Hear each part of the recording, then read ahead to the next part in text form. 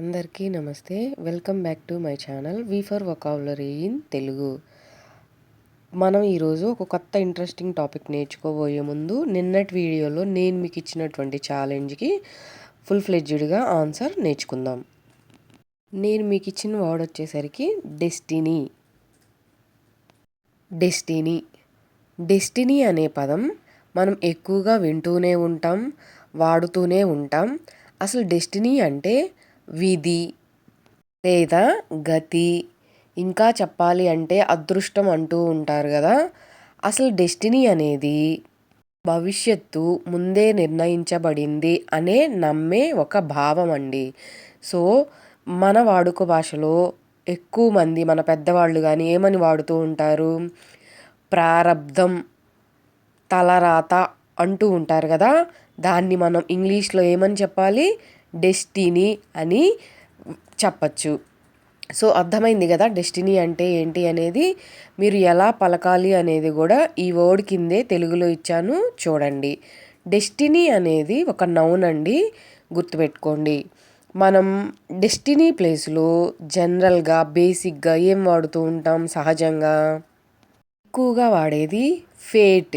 Fate అంటూ ఉంటారు, అవునా.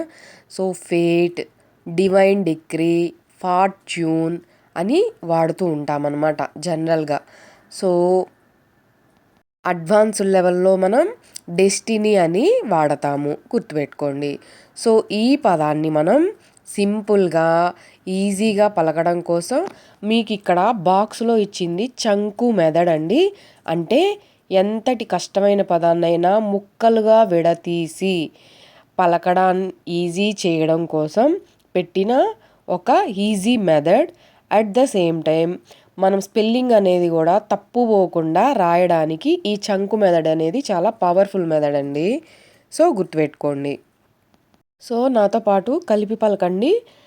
ఎలా పలకాలి, డెస్టినీ అని విడదీసి పలకడం ద్వారా ఈజీగా ప్రొనౌన్స్ చేయగలుగుతాము. స్పెల్లింగ్ అనేది కూడా తప్పు పోకుండా రాయడానికి చాలా పవర్ఫుల్ మెథడ్ అన్నమాట. దాన్ని వాడి మనం సింపుల్గా ఇంగ్లీష్లో మాట్లాడాలి అంటే first example, we met by destiny. We met by destiny అంటే మన ఇద్దరి కలయిక విధివశాత్తు జరిగింది. జనరల్గా మనం మాట్లాడుతున్నప్పుడు ఇది దేవుడు ఆల్రెడీ రాసి పెట్టాడు, అందుకే మనం ఈరోజు కలిసాము అనుకోకుండా అంటూ ఉంటారు కదా. సో సేమ్ అదే మీనింగ్ అనమాట. ఎగ్జాంపుల్ చూద్దాం. No one can escape destiny. No one can escape destiny. విధిని ఎవరు తప్పించుకోలేరు అర్థం అన్నమాట. సో మీకు డెస్టినీ గురించి అర్థమైంది కదా. Coming to the today's interesting topic. ఈరోజు మనం రోజు వాడే కొన్ని పదాల గురించి నేర్చుకుందాం. ఫస్ట్ వర్డ్ వచ్చేసరికి అబ్యూజ్. అబ్యూజ్ అని పలకాలి. ఈ వర్డ్ మనం వింటూనే ఉంటాం, వాడుతూనే ఉన్నాం. అసలు అబ్యూజ్ అంటే అవమానం అని అర్థం. అవమానం, దుర్వినియోగం, తిట్టడం అని కూడా అర్థం వస్తుందండి, నిందించటం అని కూడా అర్థం వస్తుంది. సో అబ్యూజ్ అంటే అర్థమైంది కదా. ఈ అబ్యూజ్ చేయడంలో చాలా రకాలు ఉన్నాయండి. నేను ఒక 3 ఇంపార్టెంట్ టైప్స్ చెప్తాను.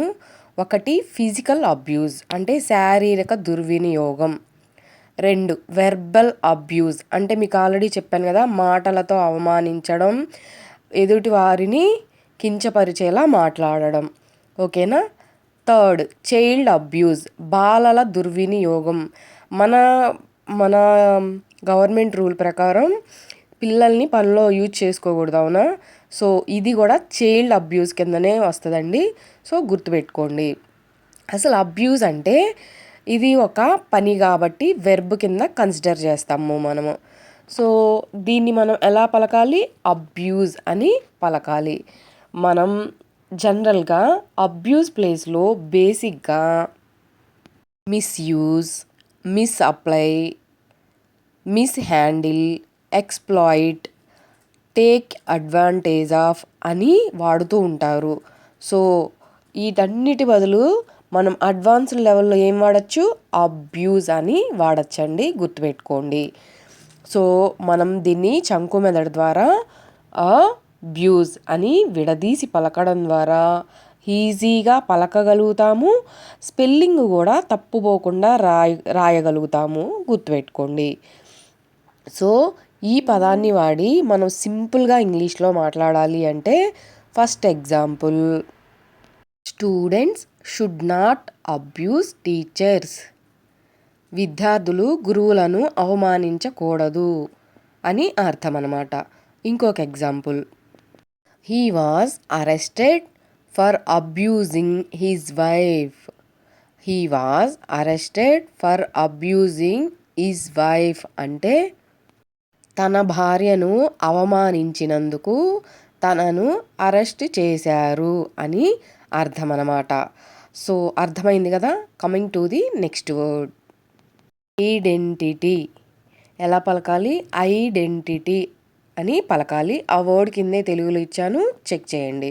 సో ఐడెంటిటీ అనేది మనం ఎక్కువగా వాడే పదమే, వినే పదమే. సో ఐడెంటిటీ అంటే గుర్తింపు, గుర్తింపుకు ఆధారమైన అని అర్థం అన్నమాట.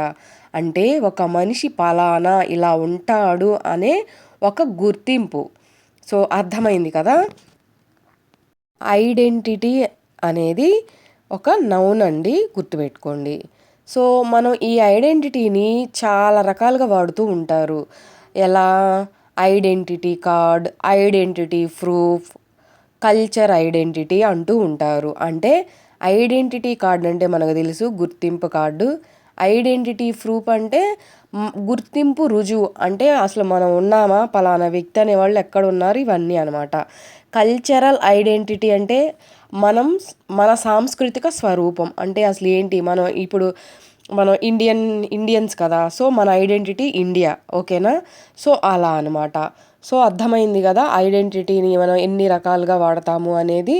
జనరల్గా ఐడెంటిటీ ప్లేస్లో బేసిక్గా ఏం వాడుతూ ఉంటాం, నేమ్, స్పెసిఫికేషన్, ఐడెంటిఫికేషన్, రికగ్నైజేషన్ అని వాడుతూ ఉంటారు.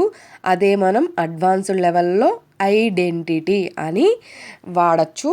చాలా పవర్ఫుల్ అనమాట, గుర్తుపెట్టుకోండి. మనం ఈ పదాన్ని చంకు మెదడు ద్వారా ఐడెంటిటీ అని విడదీసి పలకడం ద్వారా ఈజీగా పలకగలుగుతాము. అదేవిధంగా స్పెల్లింగ్ అనేది తప్పుపోకుండా రాయగలుగుతామండి. సో గుర్తుపెట్టుకోండి. ఈ పదాన్ని వాడి మనం సింపుల్గా ఇంగ్లీష్లో మాట్లాడాలి అంటే, first example, don't hide your identity. నీ గుర్తింపును దాచకు అని అర్థం అన్నమాట. ఇంకొక ఎగ్జాంపుల్ చూద్దాం, Aadhaar card is used as identity proof. Aadhaar card is used as identity proof. Aadhaar కార్డుని మన గుర్తింపుకు రుజువుగా ఉపయోగిస్తారు. సో ఇది మనందరికీ తెలుసు కదా, అర్థమైంది కదా. ఈరోజు నేను మీకు ఇవ్వబోయే ఛాలెంజ్ వచ్చేసరికి ఇన్ఫ్లుయెన్సర్ అంటే అర్థం ఏమిటి, ఖచ్చితంగా కామెంట్ సెక్షన్లో కామెంట్ చేయండి. సో ఈ పదాలన్నీ మనందరికీ యూస్ఫుల్లే. మీ అందరికీ ఈ వీడియో నచ్చిందనే అనుకుంటున్నాను. మీకు కనుక నచ్చినట్లయితే లైక్ చేయడం మర్చిపోవద్దు. మీ లైకుల ద్వారా ఇంకొంతమందికి మన వీడియో రీచ్ అయిద్దండి. ఎవరికైనా యూస్ఫుల్ ఉందంటే తప్పకుండా మర్చిపోకుండా షేర్ చేయండి. మీరు ఈరోజే చూస్తున్నట్లయితే, మీరు కంటెంట్ బాగుంది, యూస్ఫుల్లే అనుకుంటే కనుక తప్పకుండా సబ్స్క్రైబ్ చేసుకోండి. Thanks for watching my video.